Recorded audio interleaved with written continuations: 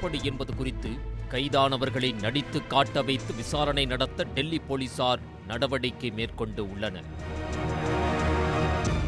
நாடு முழுவதும் அதிர்ச்சியை ஏற்படுத்திய நாடாளுமன்ற பாதுகாப்பு மீறலுக்கு மூளையாக செயல்பட்ட லலித் ஜா நேற்று டெல்லி போலீசில் சரணடைந்தார். அவர் கர்தவ்யா பாதையில் உள்ள காவல் நிலையத்துக்கு நேரில் சென்று சரணடைந்ததாக வட்டாரங்கள் தெரிவித்தன. அவரை போலீசார் முறைப்படி கைது செய்து டெல்லி காவல்துறை சிறப்பு பிரிவினரிடம் ஒப்படைத்தனர்.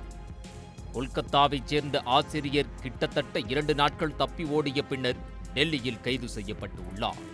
நீம்ரானா வழியாக ராஜஸ்தானின் நாகவுருக்கு பேருந்தில் சென்றதாக லலித் ஜா கூறியதாக தகவல் வெளியாகியுள்ளது. அங்குதான் கடைசியாக காணப்பட்டார். 2 நபர்களுடன் ஒரு ஹோட்டலில் தங்கினார். பின்னர் போலீசார் தேடுவதை உணர்ந்த அவர் திரும்பி வந்தார். நேற்று காவல் நிலையத்தில் அவருடன் மகேஷ் என்ற ஒருவரும் இருந்ததாக வட்டாரங்கள் தெரிவித்தன. ஏற்கனவே இந்த விவகாரத்தில் 4 பேர் கைது செய்யப்பட்டுள்ளனர்.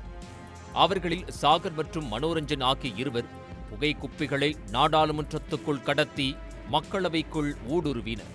அனுமதி பெற முடியாத நீலம் தேவி மற்றும் அமோல் ஷிண்டே ஆகிய இருவர் பிடிபடுவதற்கு முன் நாடாளுமன்ற கட்டிடத்திற்கு வெளியே கோஷங்கள் எழுப்பியும் புகைக்குப்பிகளை வீசி போராட்டம் நடத்தினர். பார்வையாளர் அனுமதிச் சீட்டை பெற முடியாத லலித் ஜா அங்கு நடைபெற்ற நிகழ்வுகளை செல்போனில் பதிவு செய்து சமூக வலைதளங்களில் பதிவேற்றம் செய்துள்ளார். அவர் கொல்கத்தாவைச் சேர்ந்த ஒரு லாப நோக்கமற்ற கூட்டாளிக்கு வீடியோவை ஷேர் செய்திருப்பதும் விசாரணையில் தெரிய வந்துள்ளது.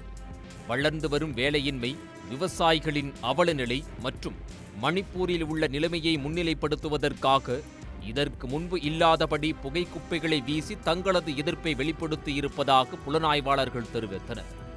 இந்த விவகாரங்கள் குறித்து நாடாளுமன்றத்தில் விவாதம் நடத்த வேண்டும் என்று விரும்பியதுடன் அரசின் கவனத்தை ஈர்க்க இது ஒரு பிரகாசமான வழியாக இருக்கும் என்று நினைத்து இந்த செயலில் ஈடுபட்டு உள்ளனர். அதற்காக பகத்சிங்கின் ரசிகர்கள் என்ற பெயரில் ஃபேஸ்புக் குழுவை ஏற்படுத்தி நாடாளுமன்றத்துக்குள் ஊடுருவும் திட்டத்தை செயல்படுத்தி இருப்பதும் விசாரணையில் தெரிய வந்துள்ளது. இதுவரை கைதாகியுள்ள அனைவரையும் பலத்த பாதுகாப்புடன் நாடாளுமன்றத்துக்கு அழைத்துச் சென்று அங்கு பாதுகாப்பு வளையத்தை உடைத்துக் கொண்டு ஊடுருவியது குறித்து செயல் விளக்கம் காட்டச் செய்ய சிறப்பு விசாரணை குழு அதிகாரிகள் நடவடிக்கை மேற்கொண்டுள்ளனர். நேற்றே அதற்கான முயற்சி மேற்கொள்ளப்பட்டது. ஆனால் நாடாளுமன்ற கூட்டம் நடைபெற்றதால் அதனை செயல்படுத்த முடியவில்லை. சனி மற்றும் ஞாயிற்றுக்கிழமை விடுமுறை தினம் என்பதால் அன்றைய தினங்களில் நாடாளுமன்றத்துக்கு அழைத்துச் செல்லப்பட இருக்கிறார்கள். நாடாளுமன்றத்துக்குள் ஊடுருவும் திட்டத்தை செயல்படுத்தும் முன்பு 50 பேரை செல்போனில் தொடர்பு கொண்டு பேசியுள்ளனர். அது தொடர்பான பட்டியலை சேகரித்துள்ள புலனாய்வு அதிகாரிகள் அவர்களை அடையாளம் காண நேரில் அழைத்து விசாரணை நடத்த முடிவு செய்துள்ளனர். ஏற்கனவே கைதான மனோரஞ்சன், சாகர் சர்மா, அமோல் தன்ராஜ் ஷிண்டே மற்றும் நீலம் தேவி ஆகியோரை டெல்லி பாட்டியாலா நீதிமன்றத்தில் நேற்று ஆஜர்படுத்தினர்.